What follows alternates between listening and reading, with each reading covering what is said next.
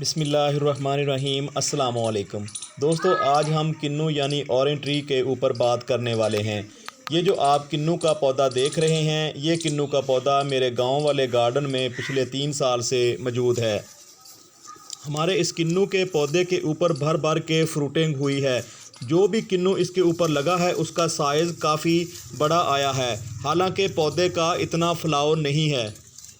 दोस्तों, किन्नू का पौधा बहुत ही इजी टू ग्रो प्लांट है। अगर आप इस किन्नू के पौधे को लगाना चाहते हैं, आपके यहाँ जितना मर्ज़ी गर्म मौसम है, जितना भी ठंडा मौसम है, आप इस पौधे को लगाएंगे, ये पौधा आपको बग़ैर मेहनत के, बग़ैर किसी दिक्कत के बहुत ज़्यादा फ्रूटिंग देगा। थोड़ी सी बात कर लेते हैं कि इस पौधे को किस तरह की मिट्टी में लगाना चाहिए। दोस्तों, किन्नू का पौधा या फिर दूसरा कोई भी सिट्रस प्लांट है, ये इस तरह की मिट्टी को पसंद करता है जो भुरभुरी होती है, जो नरम होती है। ख़ासकर वो मिट्टी जो रेगिस्तानी मिट्टी होती है, जिसे हम टीले कहते हैं या हम जिसे टिब्बे बोलते हैं, उस तरह की मिट्टी में तो ये किन्नू का पौधा बहुत ही ज़्यादा ग्रोथ करता है। ये जो हमारा जो घर है, इसमें भी हमने रेगिस्तान की जो रेत होती है उसको यहाँ पे डाला हुआ है। आप देख रहे हैं कि इस रेत में इस पौधे ने कितनी अच्छी ग्रोथ की है, और यहाँ पे आप देख रहे हैं गुच्छों की शक्ल में इसके ऊपर किन्नू लगे हुए हैं। दोस्तों, अब बात कर लेते हैं कि किन्नू के पौधे को कौन सी खाद देनी चाहिए। दोस्तों, मैं तो हमेशा यहाँ पे ऑर्गेनिक खाद का इस्तेमाल करता हूँ और इस खाद के मुझे बहुत शानदार रिज़ल्ट मिले हैं। यहाँ पे आप देख रहे हैं माशाल्लाह फ्रूट के अंदर चमक भी है, और हमारे जो फ्रूट हैं पौधे के ऊपर लगे हुए हैं उनका साइज़ भी बड़ा है, और उनके अंदर रस भी काफ़ी मकदार में मौजूद है। मैं दोस्तों गाय का गोबर इस्तेमाल करता हूँ। आप अपनी पसंद के मुताबिक जो भी खाद इस्तेमाल करना चाहें तो कर सकते हैं। इससे दोस्तों फ़ायदा ये होता है कि फ्रूट मीठा होता है। दूसरा, पौधे को फ़ायदा ये होता है कि पौधे के जो करीबी एरिया होता है जड़ों का, वो नरम रहता है। तीसरा, इसको फ़ायदा ये होता है कि जब गर्मियों के दिनों में पानी ज़्यादा पौधा मांगता है, तो जब आपने गाय का गोबर या किसी भी जानवर का गोबर डाला होता है तो वो पानी की कमी नहीं होने देता। इसलिए मैं दोस्तों हमेशा गाय का गोबर या फिर दूसरे जो भी मेरे पास गोबर अवेलेबल होता है तो मैं वही इस्तेमाल करता हूँ। दोस्तों, जब आप मुसलसल पौधों के ऊपर केमिकल खादों का इस्तेमाल करते हैं तो पौधे की जो क़ुव्वत मुदाफ़ियत होती है वो कम होती जाती है। एक वक्त आता है कि आप महंगी से महंगी और बेहतरीन से बेहतरीन खाद पौधों के ऊपर इस्तेमाल करते हैं, उसका भी पौधों को फ़ायदा नहीं होता। फिर केमिकल खाद के साथ आपको लाज़मन ऑर्गेनिक खाद की तरफ जाना पड़ता है, जैसे गाय का गोबर है, जो पौधों के पत्ते होते हैं उनको इस्तेमाल करना पड़ता है। तो इसलिए दोस्तों आप कोशिश करें कि केमिकल खाद का इस्तेमाल मत करें, ख़ासकर वो लोग जिन्होंने अपने घर में पौधे लगाए हुए हैं।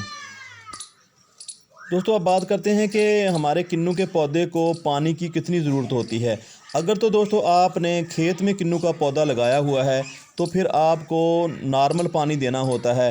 ख़ासकर उन दिनों में पानी की ज़रूरत ज़्यादा पड़ती है जब मई जून का महीना होता है, लू चल रही होती है, तो आपको हफ़्ते में शायद 2 दफ़ा भी पानी देना पड़े। तो जब आम दिन होते हैं, अगर आप फार्मर हैं तो आप ज़्यादा बेहतर जानते हैं, मुझे इतना पता नहीं है। थोड़ा सा मैं अपने यहाँ पे गार्डन में लगे हुए पौधों की बात करूँ तो मुझे 2-3 दिन बाद लाजमी पानी देना पड़ता है। अगर हम पानी 2-3 दिन के बाद नहीं देते तो पौधे मुरझाने लगते हैं। ख़ासकर उन दिनों जो ऊपर लगा हुआ फ्रूट होता है उसका साइज़ छोटा होता है, तो एकदम लू आने की वजह से तो वो जो लगा हुआ फ्रूट है वो गिरना शुरू हो जाता है। दूसरा, यहाँ पे एक मसला और भी है, क्योंकि मैंने घर में पौधे लगाए हुए हैं तो ये यहाँ पे साइडों पे जो ना दीवारें हैं, दीवारें जो गर्मी की वजह से तप जाती हैं, जिसकी वजह से पौधे जो हैं उस बिल्कुल उसके साथ लगे हुए हैं, और जो उसके ऊपर लगा हुआ फ्रूट होता है पौधों के ऊपर वो भी गिरना शुरू हो जाता है। तो इसलिए हमें 2 या 3 दिन बाद लाजमी पानी देना पड़ता है। दोस्तों, एक बात यहाँ पे काबिल गौर है कि जब पौधे के ऊपर फूल आ रहे हों तो उन दिनों आपने ना तो ज़्यादा पानी देना है और ना ही दोस्तों कम पानी देना है। अक्सर देखा गया है कि लोग उन दिनों बहुत ज़्यादा पानी देना शुरू कर देते हैं। उनको लगता है कि शायद हम पानी नहीं देंगे तो ये फूल गिर जाएंगे। दोस्तों, ऐसा नहीं है। फूल उस वक्त गिरते हैं जब आप बहुत ज़्यादा पानी देते हैं, क्योंकि पौधा समझता है कि मुझसे ग्रोथ का तकाज़ा किया जा रहा है, तो इसलिए वो ग्रोथ पे चला जाता है और अपने ऊपर जो लगे हुए फूल होते हैं उनको गिराना शुरू कर देता है। इसलिए पानी आप इत्तेदाल में दें। दोस्तों अब बात करते हैं कि जो हम किन्नू का पौधा लगाते हैं वो बीज से ग्रो हुआ हुआ पौधा लगाना चाहिए या फिर ग्राफ्टेड पौधा लगाना चाहिए। दोस्तों अगर बीज से पौधा ग्रो हो जाता है तो फिर हमें ग्राफ्टेड की क्यों ज़रूरत पड़ती है? ग्राफ्टेड पौधे की हमें इसलिए ज़रूरत पड़ती है, जैसा कि ये जो आप पौधा देख रहे हैं इस पौधे ने दूसरे साल ही फ्रूटिंग शुरू कर दी थी। अगर यहाँ बीज से लगाया हुआ पौधा होता तो 5 से 6 साल लग जाते उसके ऊपर फ्रूटिंग आने में। इसलिए दोस्तों हमेशा कोशिश करें कि आप ग्राफ्टेड पौधा ही लगाएं। अगर आप बीज से तैयारशुदा पौधा लगाएंगे तो आपका टाइम ज़ाया होगा